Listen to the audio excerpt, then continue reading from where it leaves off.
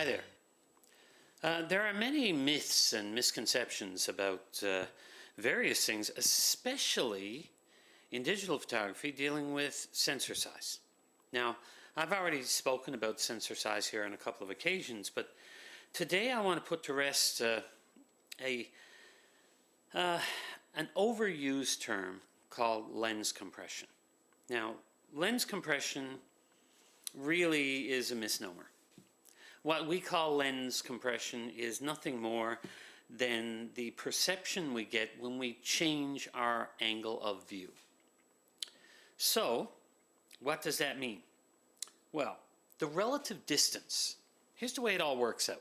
The relative distance between your subject and your subject's background, okay, that relative distance will appear shorter as you get further away from your subject, because it's a smaller percentage of the total distance. Think about it.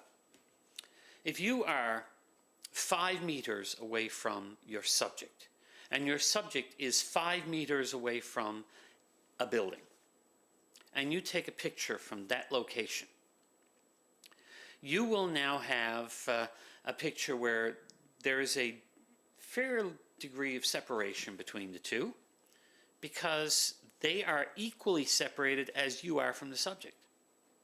Now, let's move back 10 feet. Now, in our first example, 50% of the distance was from you to the subject, the other 50% was from the subject to the building. If you move back 10 meters, we now have a distance from you to the subject of 15 meters. And the subject to the back wall, the building, of 5 meters. That's a total distance to that wall of 20 meters. Your subject distance from that wall now only represents 25% of the total distance to the wall. So will they appear closer to the wall than they did before? Of course they will. Now, we see lens compression because we change focal lengths in order to take advantage of different distances. But what if we shot a whole bunch of different shots at the same distance but at different focal lengths? Would there be any change in that perception of compression? Would there be any change in that perspective? Well, that's what I am hoping to be able to show in this video. Now, my methodology is not terribly scientific. I did not measure off precise distances. I did not put my camera on some sort of a rail system so it would be absolutely perfectly in line for every image. What I did do, however, was to pick one location, take a number of shots of the same subject with the same background at the same distance, but using different focal lengths. Now what that means is that when I used a 150 millimeter focal length on a Micro Four Thirds camera, my image, of course, my subject was rather large in the image. When I got down to 14 millimeters on that same system, it was now rather tiny. So what did I do? I cropped all of the images in a 16:9 ratio to have the same general view as I had with the 150 millimeter. That means, of course, the image quality of the 14 millimeter shot is abysmal because of the fact that I had to crop a very, very small part of the frame. And at 16 megapixels, you crop out something that small, you now have a tiny little image. But I will present them all in order with the focal lengths so you can see how it works. Then what did I do? Well, then I did something completely different. I started at the 150 millimeter end, framed my subject, took a picture, reduced my focal length, went closer so that the framing was of the subject itself, the main subject, was equivalent to what I had before, I took another picture, and then I decreased my focal length more. And when I had finally run out of focal length on that lens, I changed lenses and decreased it even more. So I have a sequence of pictures from 150 millimeters down to 14 millimeters, where this time I moved the camera each time to try and keep the subject roughly the same size in the image. Now, was there a change in perspective this time? Darn right there was, a significant one. Finally, the last thing I did was to take this lens right here and this lens right here. At 150 millimeters, my micro four thirds lens is the equivalent of 300 millimeters on a full frame camera. At 200 millimeters, my APS-C lens is equivalent to 300 millimeters on a full frame camera. Now, the framing of the two lenses is going to be different for one very simple reason. Micro four thirds uses a 4:3 ratio. APS-C and full frame use a 3:2 ratio. So to make it fair, when I finished, I cropped again both of them to 16:9 so they would show properly on video. And then you can see, did the difference in sensor size make a difference in the image? Now, unfortunately, I couldn't do it with a full frame camera. I don't have one. But anyhow, stay tuned and see the results. As you can see here, starting at 150 millimeters and going down to 14 millimeters, you'll notice that the relative size of the background and position of the background relative to the foreground subject, the bunch of flowers, does not change. Because, of course, since all of these were shot at the same distance, there is no change in perspective.